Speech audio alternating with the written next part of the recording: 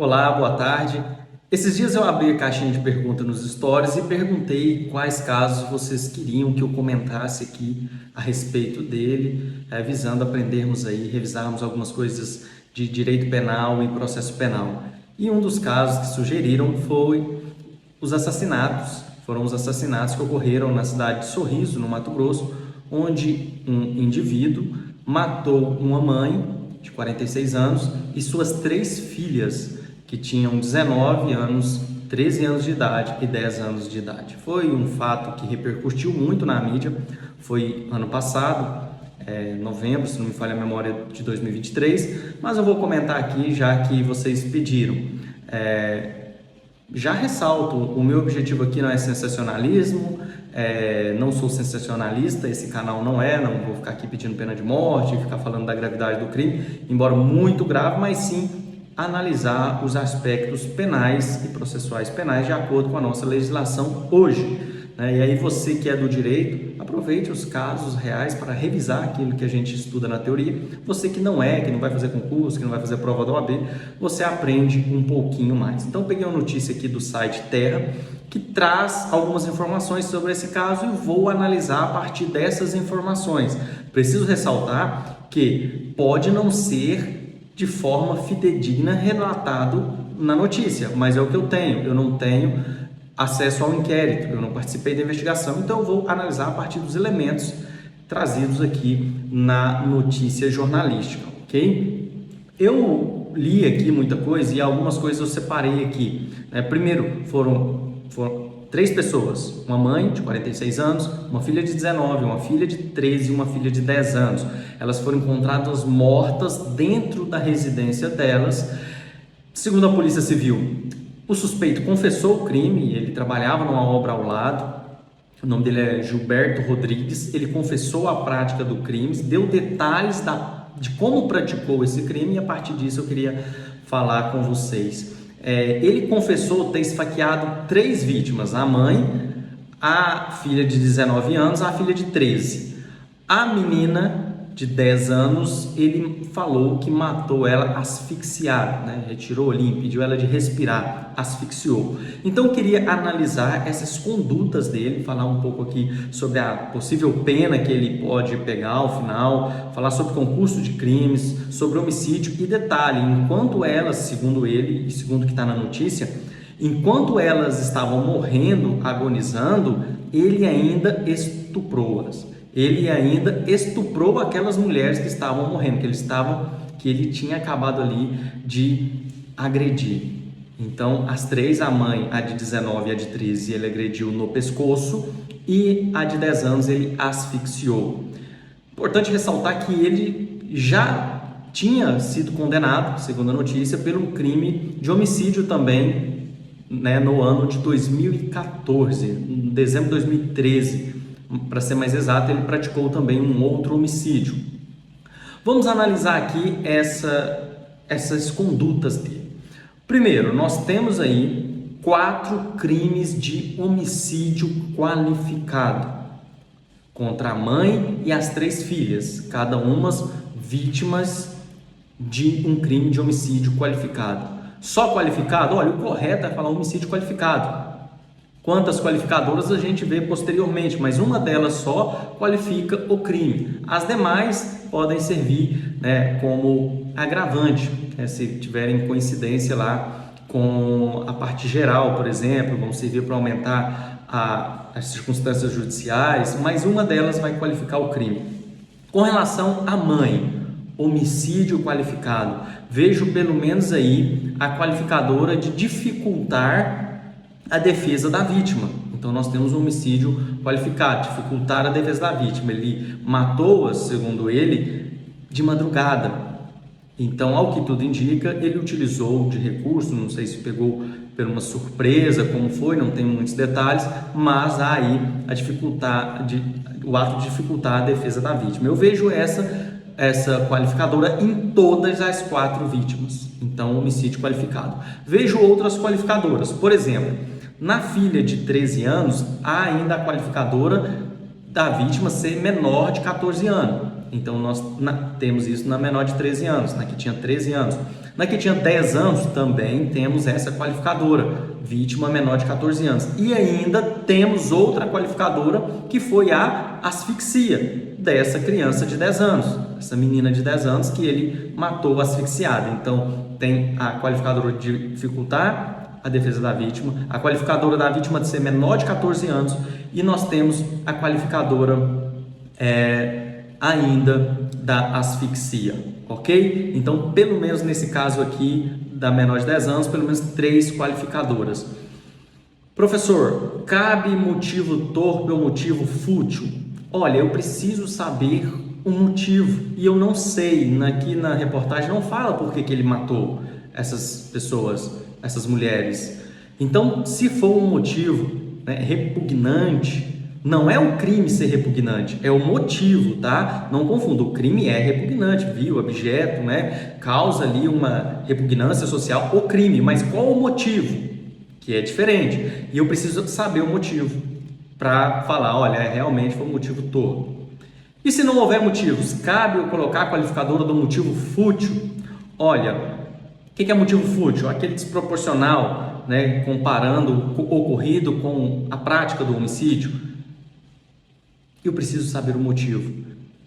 E aí, se eu não tenho um motivo, de acordo com o STJ, a ausência de motivo não é motivo fútil.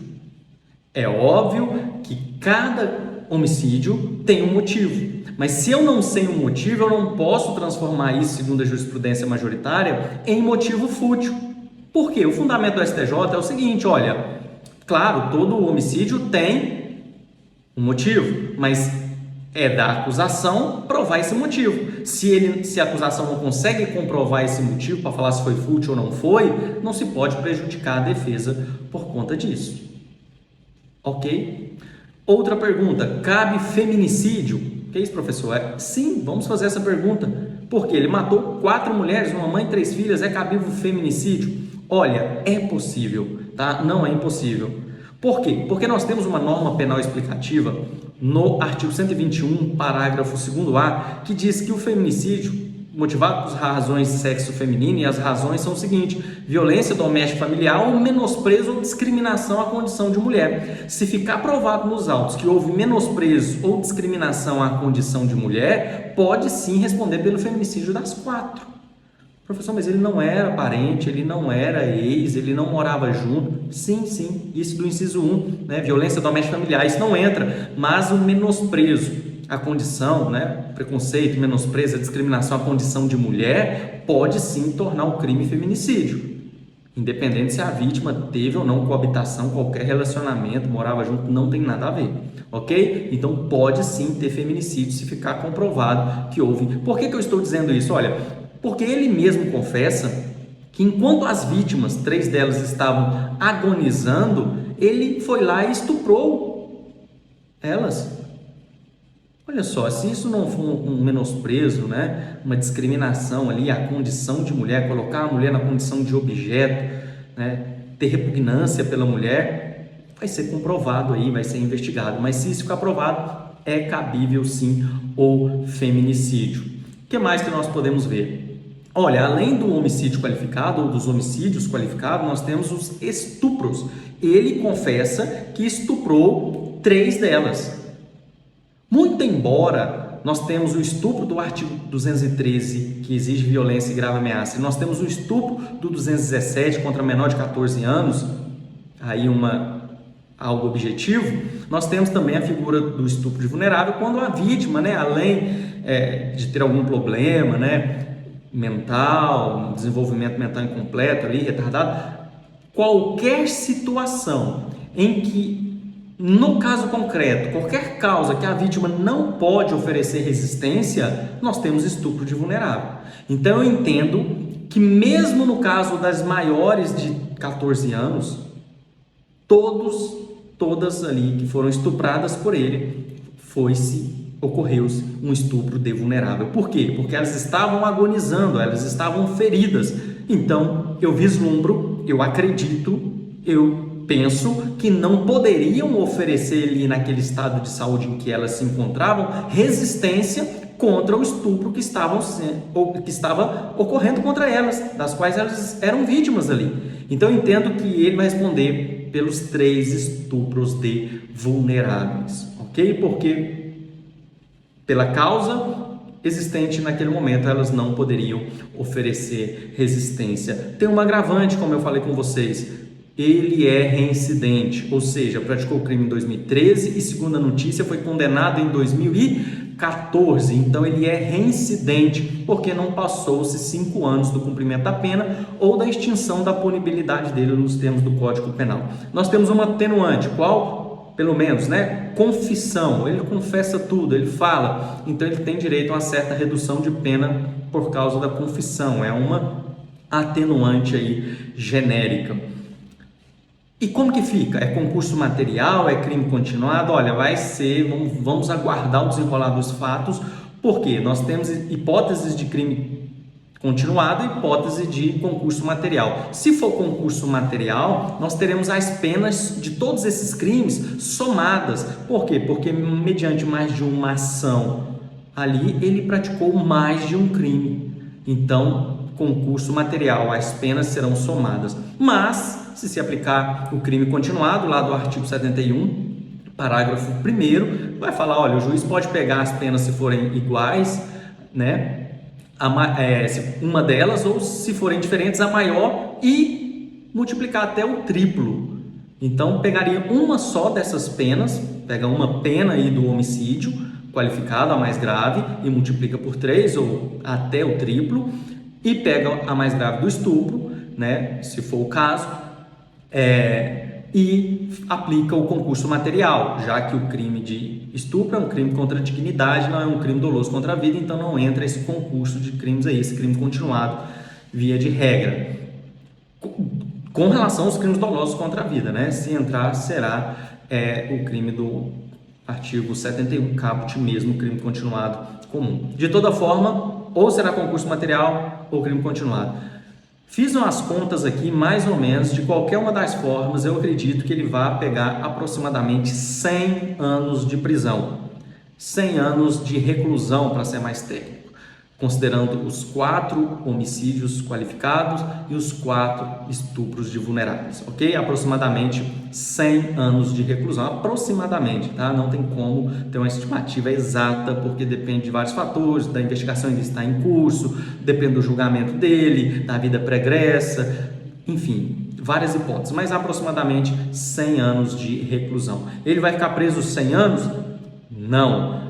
Não fica 100 anos preso, porque nos termos do artigo 75 do Código Penal, no Brasil, a pena máxima que a pessoa, a quantidade, o tempo máximo que a pessoa pode ficar preso são 40 anos. 40 anos. Então, ainda que ele pegue 100, 120, 150, ele ficará no máximo 40 anos presos.